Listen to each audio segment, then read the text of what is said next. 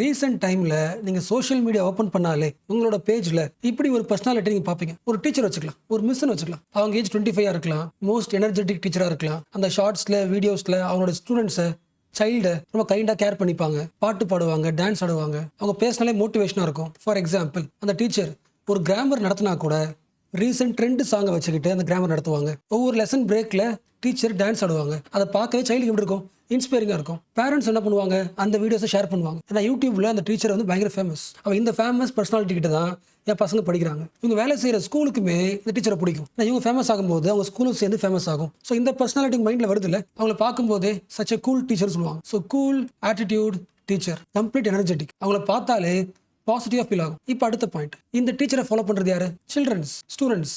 Daily அவங்க போடுற ரீல்ஸை, ஷார்ட்ஸை பார்த்துட்டு ஃபாலோ பண்ணிட்டே வராங்க. ஸோ ஸ்கூலுக்கு வெளியே, கிளாஸுக்கு வெளியே இந்த ஸ்டூடெண்ட்ஸ் டெய்லியும் இந்த டீச்சர் போடுற ஒவ்வொரு ரீல்ஸு, ஷார்ட்ஸை டெய்லியும் பார்க்குறாங்க. ஒரு கண்டென்ட்டை டெய்லியும் பார்க்கும்போது என்ன உருவாகும்? ஃபர்ஸ்ட் ஸ்டெப், இந்த டீச்சர் மேலே ட்ரஸ்ட் உருவாகுமா? This is the first step. அடுத்து என்ன ஆகலாம்? இந்த டீச்சர் மேலே ட்ரஸ்ட் உருவானதுனால இந்த பசங்க டீச்சருக்கு மெசேஜ் பண்ணலாம். எனக்கு ஃபியூச்சரில் எக்ஸாம் வரப்போகுது, கொஞ்சம் பயமாக இருக்குது, ஐடியா கொடுங்க, கைடன்ஸ் கேட்கலாம். ஃபார் எக்ஸாம்பிள், அடுத்த மாதம் எக்ஸாம் வரலாம், பப்ளிக் எக்ஸாம் வரலாம், பயமா இருக்கு, ஐடியா கொடுங்கன்னு கேட்கலாம். இந்த டீச்சர் என்ன பண்ணலாம்? இந்த டீச்சரும் ஸ்டூடெண்ட்டுக்கு ரிப்ளை பண்ணலாம். ஒரு 1 hour அவங்க பயத்தை பேசி போக்கிருக்கலாம். இன்ஃபேக்ட் இந்த சைல்டுக்கும் கான்ஃபிடன்ட் கிடைச்சிருக்கும், இந்த டீச்சருக்கும் ஹாப்பியா இருக்கும். என்ன ரீசன்? பரவாயில்ல, நம்ம எப்படியோ பேசி ஒரு சைல்டை பாசிட்டிவா மாத்தியாச்சு, ஹாப்பியா இருக்கலாம். இந்த டீச்சருக்கு எந்த விதமான பேட் இன்டென்ஷனும் கிடையாது. பட் இந்த பேக்ரவுண்டுக்கு பின்னாடி இன்னொரு விஷயத்தை நோட் பண்ணணும். The teacher is no more the teacher. Teacher தன்னோட ரோலை விட்டுட்டு ஷிஃப்ட் ஆகுறாங்க. என்னவா மாறுறாங்க? ஃப்ரெண்டா மாறுறாங்க, ஒரு கான்ஃபிடென்ட் பர்சனாலிட்டியா மாறுறாங்க, ஒரு குழந்தையோட லாஸ்ட் வாய்ஸா மாறுறாங்க. என்ன சிம்பிளா சொல்லணும்னா, இதுக்கு முன்னாடி ஒரு டீச்சர்ன்றவங்க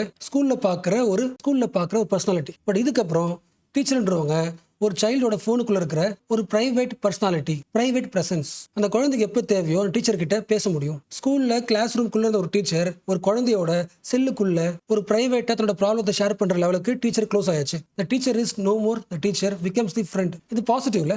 ஒரு ஆங்கிள் பாசிட்டிவ், இன்னொரு ஆங்கிள் யோசிக்கணும். நம்ம இன்னொரு ஆங்கிள் பார்க்கறதுக்கு முன்னாடி கிளியரா சொல்லிடுறேன். நான் பேசுறது வந்து செக்ஷுவாலிட்டி பத்தி பேசல. அந்த டீச்சருக்கு குட் இன்டென்ஷன் இருக்கு, நல்ல டீச்சர், மேலா இருக்கலாம், ஃபீமேலா இருக்கலாம். ஈவன் ஒரு கேர்ள் ஸ்டூடெண்ட் ஒரு கேர்ள் டீச்சர் கிட்ட பேசினாலும் வச்சுக்கலாம். ஸோ நான் பார்க்கறது ஜெண்டர் பத்தி கிடையாது, ஒரு ஸ்டூடெண்ட் டீச்சரை பத்தி பார்க்குறோம். ஓகேவா? So what is the point?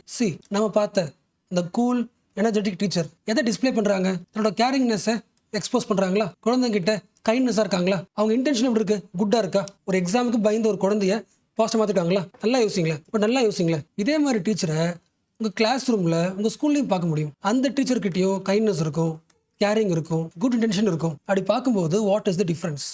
இந்த ஸ்கூல்ல பார்க்குறோம்ல, இந்த கைண்ட்னஸ், இந்த கேரிங், இன்டென்ஷன் எல்லாமே ஒரு குழந்தைக்கு அண்ட் ஆல்சோ டீச்சருக்கு it is the protected space.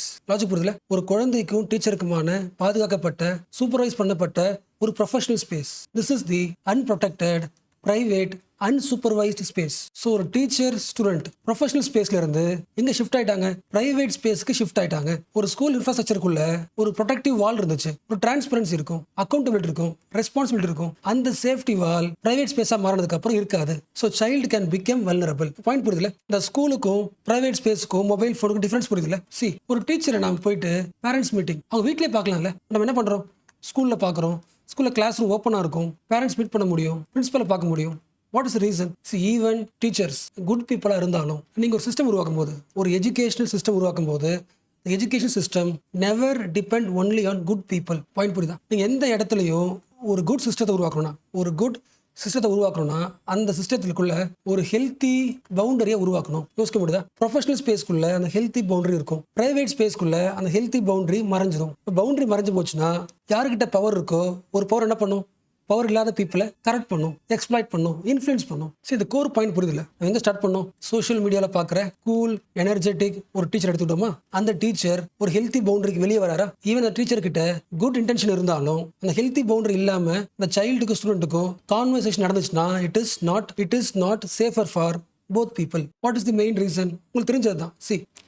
டீச்சரோட role வந்து it is the uncomfortable place. Sometimes ஒரு சைல்டு பண்றதை எஸ் சொல்லணும், நோ சொல்லணும், உங்களை திருத்தணும், சில அன்கம்ஃபர்டபுள் கொஸ்டின்ஸை கேட்கணும். லாஜிக் புரியுதா? ஃபார் எக்ஸாம்பிள், டாக்டர் வச்சுக்கோங்களேன். ஒரு டாக்டர் வந்து தன்னோட ஃபேமிலி மெம்பருக்கு சர்ஜரி பண்ண முடியுமா? வாய்ப்பே கிடையாது. என்ன ரீசன்? இந்த டாக்டருக்கும் பேஷண்ட்டுக்கும் நடுவில் ஒரு கைண்ட்னஸ் இருக்கு. அந்த கைண்ட்னஸ் சர்ஜரியை டிஸ்டர்ப் பண்ணலாம். நம்ம கரண்ட் அஃபேர்ஸ்ல பார்த்தோம்ல, ஒரு ஜட்ஜ் பார்த்தோமா? ஒரு ஜட்ஜ் தன்னோட ஃபேமிலி கேஸ் வரும்போது ஈவன் அவர் எக்ஸ்பர்ட்டா இருந்தாலும் எமோஷனல் பாண்டிங் இருக்கிறதுனால அந்த கேஸ் ஹேண்டில் பண்ண மாட்டாங்கல்ல. பாயிண்ட் புரியுதுல? அப்போ அன்சூப்பர்வைஸ்டு ஸ்பேஸ்ல ஒரு பிரைவேட் ஸ்பேஸ்ல ஒரு டீச்சரும் ஸ்டூடெண்ட்டும் பேசும்போது ஜெனுனா பேசும்போது கூட என்ன உருவாகுது? கைண்ட்னஸ் உருவாகுது. அந்த கைண்ட்னஸ் உருவானதுக்கு அப்புறம் அந்த சில்ட்ரனை திட்ட முடியாது. தன்னோட ப்ரொஃபஷனல 100% எக்ஸிக்யூட் பண்ண முடியாது. இல்லை டீச்சர் தன்னோட டீச்சர் ரோல் இருந்து கேரிங் ரோலுக்கு மாறிட்டாங்க. பாயிண்ட் புரியுதுல? எங்கெல்லாம் எமோஷன்ஸ் ஸ்ட்ராங்கா இருக்கோ அந்த இடத்துல ப்ரொஃபஷனல் ஜட்ஜ்மெண்ட்ஸ் பிகம்ஸ் வீக்கர். ஒரு பாயிண்ட் புரியுதுல? இந்த ஸ்டெப் பை ஸ்டெப் புரியுதுல? ஃபர்ஸ்ட் ஸ்டெப் எங்க ஆரம்பிக்குது? ஒரு ஷார்ட்ஸ் ஆரம்பிக்குது. இந்த ஷார்ட்ஸ் ரீல்ஸ் எதை உருவாக்குது? ட்ரஸ்ட் உருவாக்குது. ட்ரஸ்ட்ல இருந்து டிபெண்டன்சி உருவாக்குது. டிபெண்டன்ஸ்ல இருந்து எமோஷனல் அட்டாச்மெண்ட் உருவாக்குது. அந்த எமோஷனல் அட்டாச்மெண்ட் ஃபியூச்சர்ல மேனிபுலேஷனா மாறலாம். லாஜிக் புரியுதா? அப்ப எமோஷனல் மேனிபுலேஷன் ஆரம்பிச்சிச்சுனாலே யாருக்கு பிரச்சனை? சைல்டுக்கு பிரச்சனை இல்லை. இந்த பாயிண்ட் யார் சொல்றா? போக்சோ சொல்றாங்க. என்ன சொல்றாங்க? போக்சோ வந்து அந்த பிசிக்கல் அபியூஸை மட்டும் பேசல. ஒரு பிசிக்கல் அபியூஸ் ஆரம்பிக்குதுன்னா அதுக்கு முன்னாடி ஒரு எமோஷனல் மேனிபுலேஷன் நடந்திருக்கும். அந்த ஹார்ம் ஆரம்பிக்கிறதுக்கு முன்னாடியே அந்த எமோஷனல் மேனிபுலேஷன் டைம்லயே குழந்தைகளை சேஃப்கார்ட் பண்ணணும். ஸோ கரெக்ட்ல? So what is the point? ஒரு சைல்டோட பேரண்ட்ஸ் டீச்சர் கிட்ட எதிர்பார்க்கறது என்ன? ரெஸ்பான்சிபிலிட்டி தான். இந்த கோர் பாயிண்ட் புரியுதுல? ஒரு டீச்சர் கிட்ட பேரண்ட் எதிர்பார்க்கறது என்ன? ஒரு பேரண்ட் வந்து தன்னோட சைல்டை இல்ல ஸ்கூல்லயோ இல்ல டீச்சர் கிட்டயோ ஒப்படைக்கும் போது ஒரு டீச்சர் கிட்ட பேரண்ட் எதிர்பார்க்கறது ஃபர்ஸ்ட் முக்கியமான பாயிண்ட் ட்ரஸ்ட் அண்ட் ரெஸ்பான்சிபிலிட்டி. நாங்க காட்டுற அதே லவ் காட்ட சொல்லல, ஃப்ரெண்ட்லியா இருக்க சொல்லல, ஃபேமிலியா மாற சொல்லல. உங்ககிட்ட ஒப்படைக்கிற main reason create the responsibility. We are giving the trust. So okay இல்ல? ஒரு பேரண்ட் எதிர்பார்க்கறது இந்த சைல்ட் ஷுட் பி சேஃபர் இல்ல? அந்த ஸ்கூல் மேல அந்த டீச்சர் மேல ஒரு ட்ரஸ்ட் வைக்கிறோம். இந்த இடத்துல அவர் சைல்டு ஷுட் பி சேஃபா இருக்கும். அந்த சேஃப்டி உருவாக்குறதுக்கு எது முக்கியம்? ஃபர்ஸ்ட் பார்த்த மாதிரி அந்த ஹெல்த்தி பவுண்டரி முக்கியம். இது வரைக்கும் பார்த்த டேஞ்சர் வந்து பிரைவேட். ஒரு ஸ்டூடெண்ட்டுக்கும் டீச்சருக்குமான கம்யூனிகேஷன் பிரைவசியா மாறும்போது இருக்கிற டேஞ்சர் பார்த்தோமா? இப்போ next level of danger. Now it becomes public. யோசிக்க முடியுதா? ரொம்ப சிம்பிளா சொல்லணும்னா சேம் ஸ்டூடெண்ட்டும் டீச்சரும் இருக்கிற இந்த கிளாஸ் ரூம்குள்ள நிறைய விஷயங்கள் உள்ள வருது. ஃபர்ஸ்ட் வந்து classroom is the simple of knowledge sharing, சைல்டோட லேர்னிங் எக்ஸ்பீரியன்ஸ். இப்போ அந்த கிளாஸ் ரூம்குள்ள மணி உள்ள வருது, மானிட்டைசேஷன், அல்காரிதம் உள்ள வருது. இப்போ லிங்க் பண்ண முடியுதுல? எஸ், ரொம்ப சிம்பிள். நான் ஃபர்ஸ்ட் பார்த்தோம்ல, ஒரு கூல் டீச்சர் வச்சுக்கலாம். ஒரு இங்கிலீஷ் கிராமர் சொல்லி தர கூல் டீச்சர், ஒரு ட்ரெண்டிங் சாங்ஸோட சொல்லி தர டீச்சர், கிளாஸ் ரூம்ல இருக்கிற குட்டி குட்டி மூமெண்ட்ஸை ஒரு ரீல்ஸா போடுற teacher. Within the month, within the years, lakhs of followers இந்த டீச்சரை ஃபாலோ பண்றாங்க. அப்போ யாருக்கு பெருமையா இருக்கும்? பேரண்ட்ஸ்க்கு பெருமை, ஸ்கூலுக்கு பெருமை. அந்த ஸ்கூலோட கிஃப்ட் இவங்கன்னு சொல்லுவாங்க. இந்த டீச்சர் கிட்ட தான் என்னோட பசங்க படிக்கிறான்னு சொல்லுவாங்க. இது எல்லாம் ஓகே. பட் இதுக்கு பின்னாடி இவங்க பண்ற எல்லா ஆக்டிவிட்டிஸும் என்னவா மாறிட்டு இருக்கு? ஒரு அல்காரிதமா மாறிட்டு இருக்கு. which means இந்த டீச்சர் வைரல் ஆனதுக்கான மெயின் ரீசன் என்ன? அந்த கிளாஸ் ரூம்ல நடந்த ஒரு ஃபன்னி மூமெண்ட். ஒரு ஸ்டூடெண்ட் வந்து இங்கிலீஷ் பேசும்போது காமெடியா ஆன்சர் பண்ணிருக்கலாம். அந்த குட்டி ரீல்ஸ் வந்து வைரலா இருக்கலாம். அந்த கிளாஸ் ரூம்ல நடந்த ஒரு குட்டி மூமெண்ட் ஆடியன்ஸ் என்டர்டெயின் பண்ணிருக்கலாம். அந்த சின்ன ரீல்ஸ் வந்து ஒரு 2 lakhs வியூஸ் போயிருக்கலாம். இதெல்லாம் என்ன மாறுது? ஒரு டீச்சருக்கான அல்காரிதமா மாறுதா? இப்போ அடுத்த வருஷம் இல்ல அடுத்த மாசம் ஒரு புதுசா ஒரு டீச்சர் குழந்தைங்களை மாற்றக்கூடிய ஆசைப்படுற ஒரு எஜுகேட்டர் சோஷியல் மீடியா பயன்படுத்த வரும்போது அவர் என்னதான் குவாலிட்டியான வீடியோஸ் போட்டாலும் என்ன ஆகாது? குழந்தைங்களுக்கு ரீச் ஆகாது. ரீசன், சோஷியல் மீடியாவில் இந்த அல்காரிதம் ரொம்ப ஸ்ட்ராங்கா இருக்கு. ஒரு டீச்சர் வைரல் ஆகும்னா இந்த அல்காரிதம் ஃபாலோ பண்ணாதான் இந்த டீச்சருக்கும் வியூஸ் கிடைக்கும். இந்த இம்பாக்ட் புரியுதுல? இந்த லாஜிக் லிங்க் புரியுதுல? ஒரு டீச்சர் வந்து எஜுகேட்டர் அல்காரிதம் உருவாக்காம என்டர்டெய்னரா ஃபன்னி மூமெண்ட்ஸா அல்காரிதம் உருவாக்குனதுக்கு அப்புறம் எல்லா டீச்சரும் அதே அல்காரிதம் ஃபாலோ பண்ணாதான் தன்னோட கண்டென்ட்டை, கிளாஸ் ரூமை, தன்னோட ஐடியாஸை மக்கள்கிட்ட ஷேர் பண்ண முடியும். இது ஒரு பாயிண்ட் ஆஃப் வியூ. இன்னொரு ஆங்கிள் யோசிங்க. ஃபர்ஸ்ட் பார்த்தோம்ல, ஒரு 2 lakhs போன ரீல்ஸ் இருக்குல்ல, அந்த ஃபன்னி மூமெண்ட்டை ஷேர் பண்ணதுக்கு அப்புறம் நிறைய வியூஸ் போகுதுல்ல. இந்த வியூஸ்னால யாருக்கு positive? Who actually benefited from that views? ஸ்டூடெண்டா இல்ல டீச்சரா இல்லனா அந்த பிளாட்ஃபார்மா? உங்களுக்கு புரியுதுல? இப்போ இதெல்லாம் கூட விட்டுருங்க. இந்த வியூஸ் தப்பான அல்காரிதத்தை ஸ்ட்ராங் பண்றோம், அந்த எல்லா அல்காரிதமும் யாருக்கு யூஸ் ஆகுது? பிளாட்ஃபார்ம் தான் யூஸ் ஆகுது. இதெல்லாம் விட்டுருங்க. அந்த ஷார்ட் ரீல்ஸ் போடுறோம்ல, அதில் யாரோட ஃபேஸை காட்டுறோம்? ஒரு சைல்டோட ஃபேஸை காட்டுறோம், ஒரு சைல்டோட குரலை காட்டுறோம், அவனோட ஆன்சரை காட்டுறோம். அந்த குழந்தைக்கு எத்தனை வயசு இருக்கலாம்? ஒரு 14 ஏஜ் இருக்கலாம், ஒரு 14 வயசு ஒரு ஸ்டூடெண்ட். அந்த வீடியோவை ரீல்ஸாக ஷேர் பண்ணும்போது 2 லட்சம் பேர் இப்போ என்ன பார்ப்பாங்க. அதுக்கு நான் ஓகே சொல்றேன்னு கான்ஷியஸாக அவங்க அக்ரி பண்ணியிருப்பாங்களா? பாயிண்ட் புரியுதா? என்னோட ஆன்சர், என்னோட வாய்ஸ், என்னோட மூமெண்ட்டை வந்து ஒரு 2 lakh strangers பார்க்க போறாங்கன்னு கான்ஷியஸாக அவங்க சொல்லியிருப்பாங்களா? கண்டிப்பா கிடையாதுல்ல. அந்த கோர் பாயிண்ட் புரியுதுல? ஈவன் அந்த ஸ்டூடெண்டே எஸ் சொல்லியிருந்தாலும் இந்த கண்டென்ட்டை வந்து ரீல்ஸா போடலான்னு சொல்லியிருந்தா கூட இட் இஸ் நாட் லீகலி ரைட்ல. ஒரு சைல்டுக்கு லீகலா எஸ் சொல்றதுக்கு ரைட்ஸ் கிடையாது இப்போதைக்கு. யார்? சைல்டு. அந்த சைல்டுக்கு லாங் டேர்ம் இம்பாக்ட் தெரியாதுல்ல. ஃபார் எக்ஸாம்பிள் ஃபர்ஸ்ட் பார்த்தோம்ல, அந்த டீச்சர் ரீல்ஸா ஷேர் பண்றாங்களா, அந்த ரீல்ஸ்ல அந்த சைல்டு தப்பா ஆன்சர் பண்ணிருக்கலாம், காமெடி ஆன்சர் பண்ணிருக்கலாம். அப்ப அந்த டைம்ல அது காமெடியா தெரிஞ்சிருக்கலாம். பட் மேபி ஷேர் பண்ணது எங்க? இன்டர்நெட்ல ஒரு டேட்டா ரிலீஸ் பண்ணதுக்கு அப்புறம் அதை என்ன பண்ண முடியாது? அடிக்க முடியாது. சின்ன வயசுல போட்ட அந்த ரீல்ஸ் ஆகும் உங்களோட 25 இயர்ஸ் வரைக்கும் இருக்கும். 25, 35, 45 எப்பொழுதுமே இருக்கும். அப்ப நாமளும் நினைச்சா கூட இன்டர்நெட்ல இருந்து அந்த டேட்டாவை டிலீட் பண்ண முடியாது. ஒரு தடவை ஷேர் ஆயிடுச்சுன்னா முடிஞ்சு போச்சு. ஓகேவா? அப்போ பர்சனல் டேட்டான்றது ஜஸ்ட் ஆதார் கார்டு மட்டும் கிடையாது. உங்களோட ஃபேஸ், உங்களோட வாய்ஸ், இது எல்லாமே பர்சனல் டேட்டா. ஸோ உங்களோட பர்சனல் டேட்டாவை ஷேர் பண்ணலாமான்னு முடிவெடுக்கிற ஐடியா, ரைட்ஸ் யாருக்கு இல்லை? சைல்டு கிடையாது. உங்களுக்கு தெரியும்ல, இந்தியாவோட digital personal data protection act எந்த வருஷம்? 2023 கொண்டு வந்து இந்தியாவோட முக்கியமான ஆக்டா ஒரு பர்சனல் டேட்டாவை டிஜிட்டலில் பாதுகாக்கிற ஆக்ட். என்ன சொல்லுது? 18 வயசுக்கு இருக்கிற குழந்தைங்களுக்கு அவங்க டேட்டாவை ஆன்லைனில் ஷேர் பண்ணலாமா வேணாமான்னு சொல்றதுக்கான கன்சென்ட் அவங்களுக்கு கிடையாது. Legally their consent is not valid. அப்படி இருக்கும்போது ஒரு டீச்சர் ஒரு சைல்டோட டேட்டாவை ஆன்லைனில் ஷேர் பண்ணுறது ஃபியூச்சரில் அவங்களுக்கே பிரச்சனை வரலாம். ப்ளஸ் இது கூடவே இந்தியாவோட ஆக்ட் பார்த்தோம்ல, இப்போ யூஎன்ல பாருங்க, யூஎனோட ஒரு முக்கியமான convention rights of child general comment number 25 ரொம்ப சிம்பிளாக சொல்லிடுச்சு. டிஜிட்டல் ஸ்பேசஸ்லையுமே குழந்தைங்களுக்கு பிரைவசி ரைட்ஸ் உண்டு. அவங்களோட வாய்ஸையோ அவங்களோட இமேஜையோ இன்னொருத்தவங்க டிஜிட்டல் ஸ்பேஸில் ஷேர் பண்ணக்கூடாது. பட் இதெல்லாம் யாருக்கு தெரியல?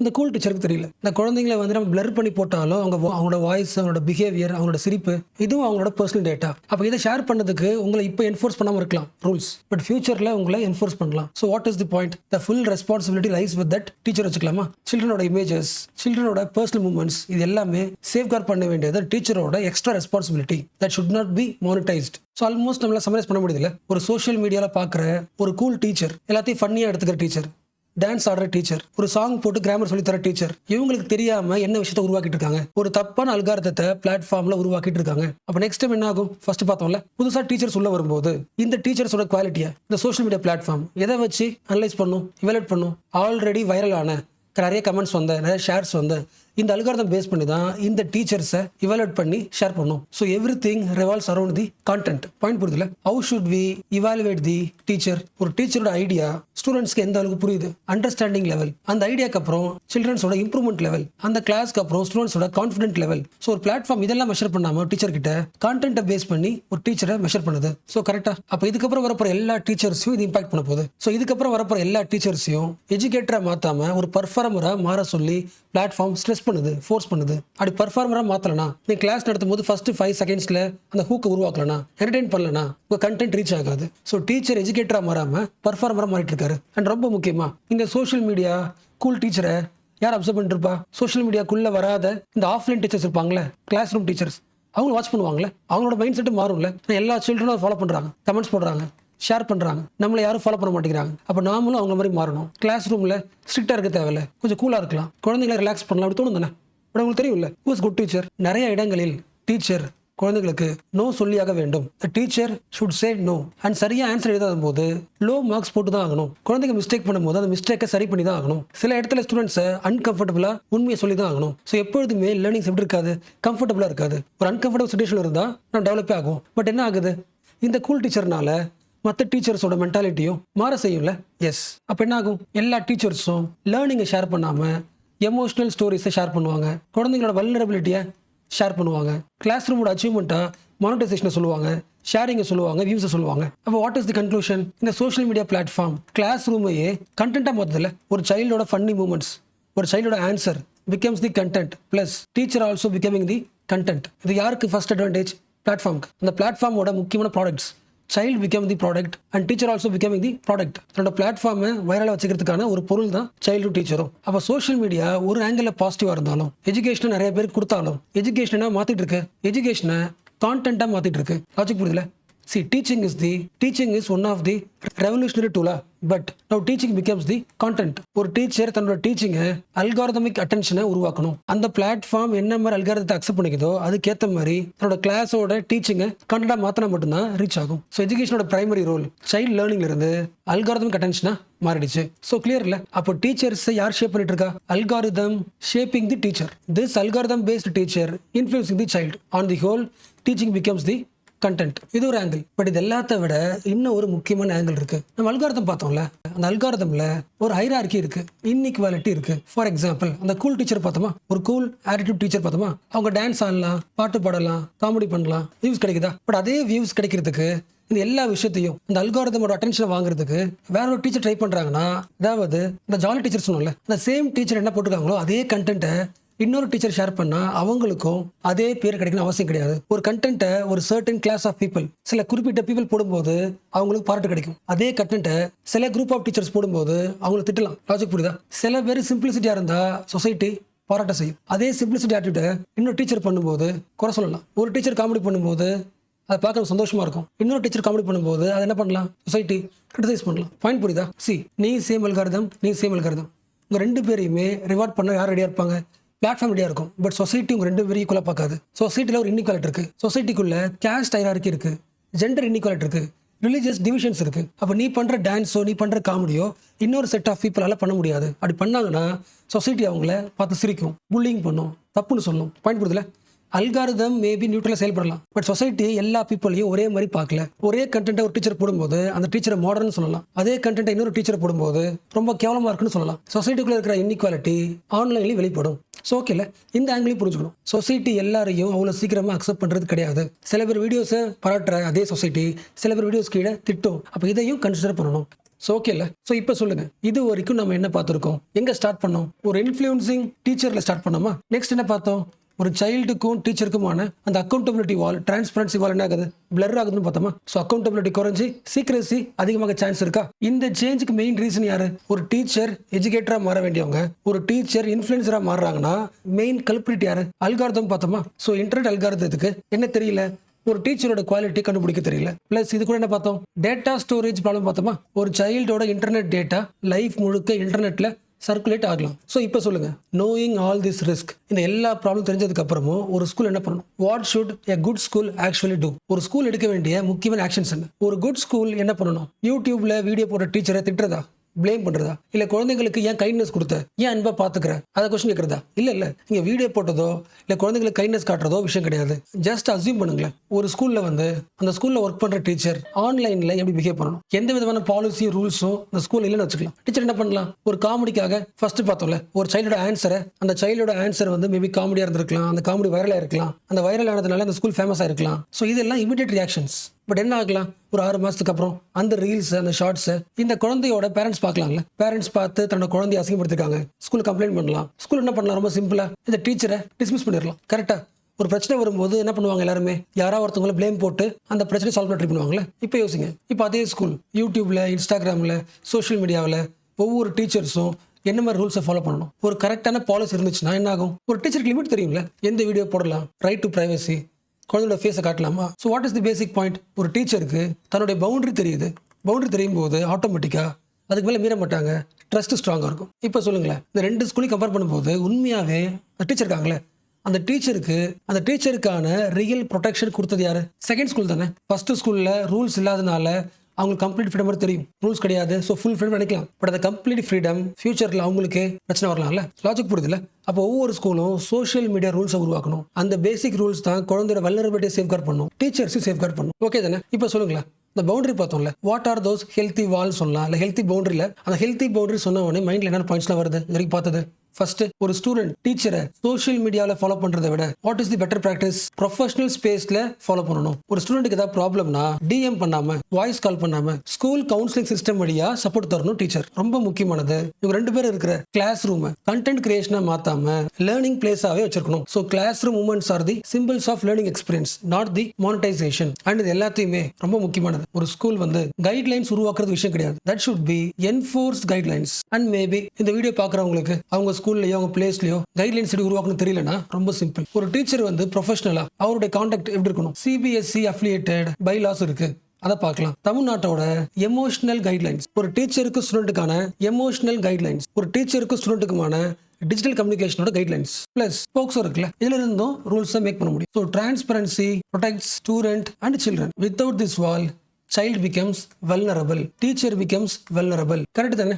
எஸ். இப்போ லாஸ்ட் ஒரு கொஸ்டின். நீங்க ஒர்க் பண்ற ஸ்கூல்ல ரூல்ஸ் இல்லாம இருக்கலாம், மேபி ரூல்ஸ் வரதுக்கு டைம் ஆகலாம். அப்ப நீங்க ஒரு டீச்சரா ரூல்ஸ் எல்லாம் வரதுக்கு முன்னாடியே உங்க மைண்ட்ல என்ன இருக்கணும்? நீங்க டீச்சர்னா டீச்சர் மட்டும் கிடையாது, உங்க வீட்டுல குழந்தைங்க இருக்கலாம், குழந்தைங்களை மேனேஜ் பண்ற ஒரு பர்சனா இருக்கலாம். ஸோ நெக்ஸ்ட் டைம் நீங்க ஒரு ரீல்ஸை போஸ்ட் பண்றதுக்கு முன்னாடி நீங்க யோசிக்க வேண்டியது, இந்த ரீல்ஸ், இந்த வீடியோ யாருக்காக? இந்த வீடியோ போடுறதுனால ஒரு குழந்தைக்கு ஹெல்ப்ஃபுல்லா இருக்குமா, இல்ல இந்த ரீல்ஸ் போடுறதுனால நம்மளோட நம்பர்ஸ், லைக்ஸோ ஷேர்ஸோ நம்பர் இன்க்ரீஸ் ஆகுமா? எந்த ரீசனுக்காக போறோன்றதை யோசிக்கணும். ஸோ எப்பொழுதுமே ஒரு டீச்சர் அல்டிமேட் எய்ம் நம்பர்ஸ்ல கூட how to become famous, அதை விட்டுட்டு how to improve the child future, அவ்வளவுதானே இருக்கணும்.